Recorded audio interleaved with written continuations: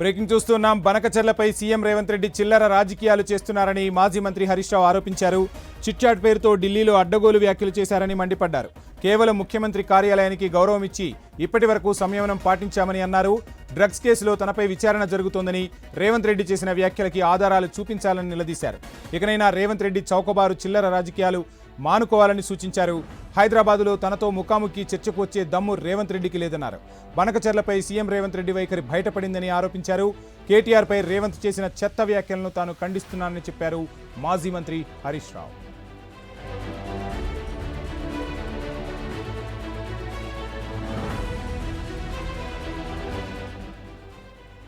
ఇక ముఖ్యమంత్రి అయిన తర్వాత కూడా రేవంత్ రెడ్డికి బానిస మనస్తత్వం పోలేదని హరీష్ రావు విమర్శించారు.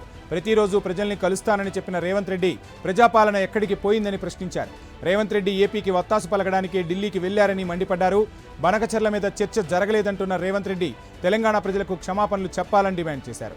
బనకచెర్లపై చర్చ జరిగిందని ఏపీ మంత్రి చెప్పారని, మరి రేవంత్ ఎందుకు అబద్ధాలు చెబుతున్నారని ఆరోపించారు.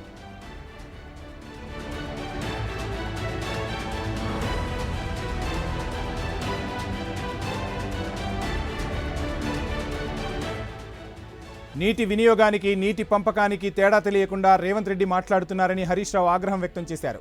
తెలంగాణ సొమ్ము తింటూ ఆంధ్ర పాట పాడుతున్నారని మండిపడ్డారు. అసెంబ్లీ పెట్టండి, చర్చించుకుందామంటే ఎందుకు భయపడుతున్నారని ఆరోపించారు. రాష్ట్రంలో ఎమ్మెల్యేలకు రక్షణ లేకుండా పోయిందన్నారు. మాజీ మంత్రి ప్రశాంత్ రెడ్డి ఇంటిపై కాంగ్రెస్ శ్రేణులు దాడి చేశారని అన్నారు. ముఖ్యమంత్రిగా రేవంత్ రెడ్డి ఫెయిల్ అయ్యారన్నారు. లీగల్ యాక్షన్కు సిద్ధంగా ఉండు అంటూ హరీష్ రావు సవాల్ చేశారు.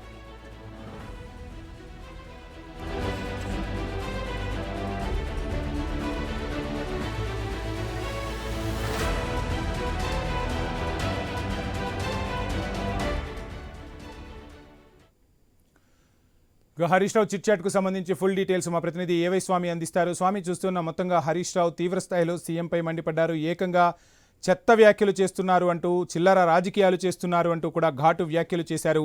నీ బానిస మనస్తత్వం సీఎం అయినా పోలేదా అంటూ విమర్శించిన పరిస్థితి. ఎలా చూడాలంటారు ఈ వ్యాఖ్యల్ని? డీటెయిల్స్ ఏంటి?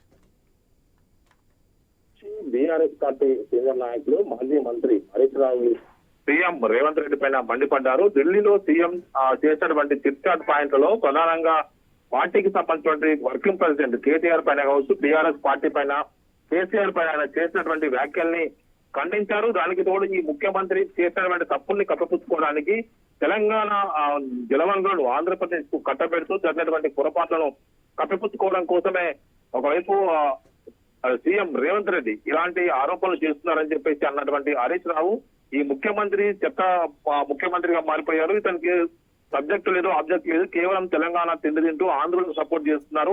ఇప్పటికీ జై తెలంగాణ అనని మనస్తత్వం ఉన్నటువంటి ఈ సీఎం తెలంగాణకు ఉంటే ఏం ఉపయోగం అని చెప్పేసి కూడా హరీష్ రావు ఆరోపించారు. మరోవైపు ఇప్పటికే సమైక్యవాదులకు పదిగడుతున్నటువంటి సీఎం రేవంత్ రెడ్డి తెలంగాణకు ప్రయోజనాలు ఏం కాపాడతారంటూ కూడా మాట్లాడారు. వాళ్ళు చేస్తున్నటువంటి ఆరోపణలు ఒకవైపు సంబంధించిన విషయంలో ఎక్కడ కూడా పట్టలేదు. ఇప్పటికే కేటీఆర్ పైన అనేక ఆరోపణలు చేసినటువంటి రేవంత్ రెడ్డి వాటిని ఎక్కడ నిరూపించలేకపోయారు. వాటికి సంబంధించిన ఆధారాలు ఉంటే బయట పెట్టాలి, లేకుంటే బహిరంగంగా క్షమాపణలు చెప్పాలి అని చెప్పేసి కూడా డిమాండ్ చేశారు.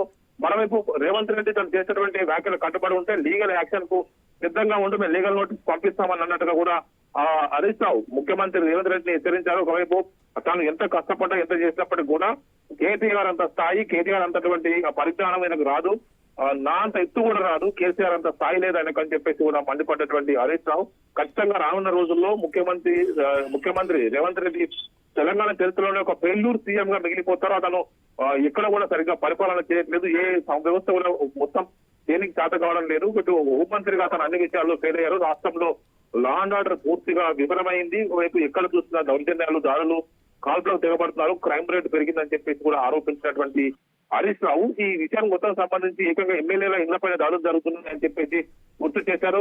మొత్తానికైతే జరుగుతున్నటువంటి పరిణామాల్లో బనకచెర్ల విషయంలో తెలంగాణ ప్రజల్ని మోసం చేయాలని ప్రయత్నం చేసినప్పుడు కూడా కేంద్ర ప్రభుత్వం పూర్తిగా జరిగిన విషయాన్ని, ఇక్కడ జరిగిన చర్చను కూడా బయటపెట్టింది. ఇప్పుడు ఏ ముఖం పెట్టుకొని తెలంగాణ విషయంలో మాట్లాడదామంటూ కూడా రేవంత్ రెడ్డి ఉద్దేశించి హరీష్ రావు ఆరోపించారు. Vamshi, right, thank you Swamy.